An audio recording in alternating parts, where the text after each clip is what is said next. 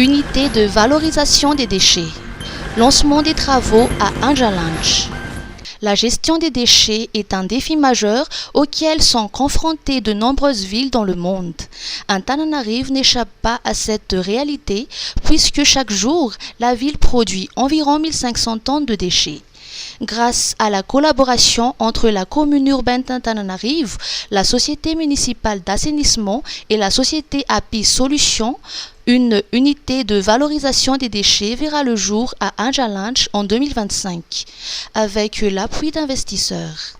Les travaux ont été lancés officiellement hier à la décharge d'Anjalanje. À l'endroit où nous nous trouvons maintenant, se dressera dans quelques mois une unité de méthanisation capable de transformer chaque jour 20 tonnes de déchets organiques issus du tri d'environ 50 tonnes en moyenne de déchets entrés sur la chaîne.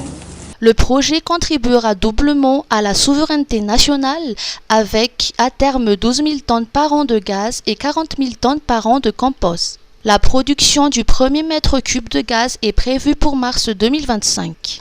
À partir de janvier, on commence à installer l'usine en soi et le premier mètre cube de gaz sera produit à partir de mars. Comme ce sont des unités biologiques, il faut un peu de temps pour obtenir un gaz de qualité et qui ne sera commercialisable qu'à partir du 1er juillet.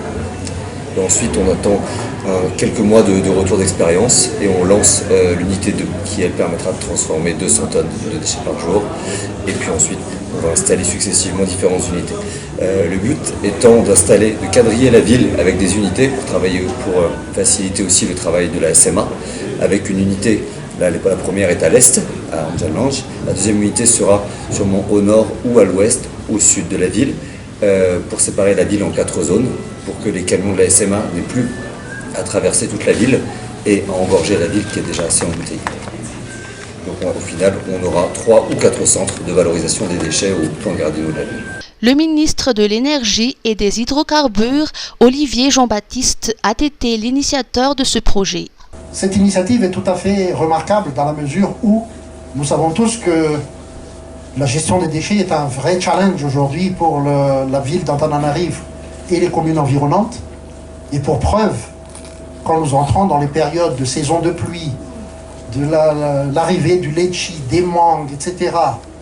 Et nous savons tous que le travail de monsieur le DG du SMA est extrêmement ardu dans la collecte des déchets de la ville.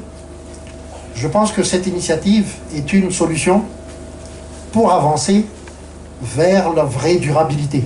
Le traitement de déchets tel qu'envisagé rendra à terme la ville d'Antananarive propre, saine et écologique. Toamassen. Rétablissement total de l'électricité prévu ce soir. Les travaux ont pris plus de temps que prévu pour rétablir l'électricité à Toamassen. La Jirama a annoncé des complications dans les travaux menés depuis mercredi soir. D'autres câbles défectueux ont été constatés lors du remplacement des câbles endommagés à cause des courts-circuits dans la centrale de verrerie. Le courant a donc été à nouveau coupé afin de poursuivre les travaux. D'après la compagnie nationale, ces complications ont compromis le rétablissement total de l'électricité dès jeudi. Une partie des abonnés devra encore patienter jusqu'à ce jour pour bénéficier à nouveau de l'électricité.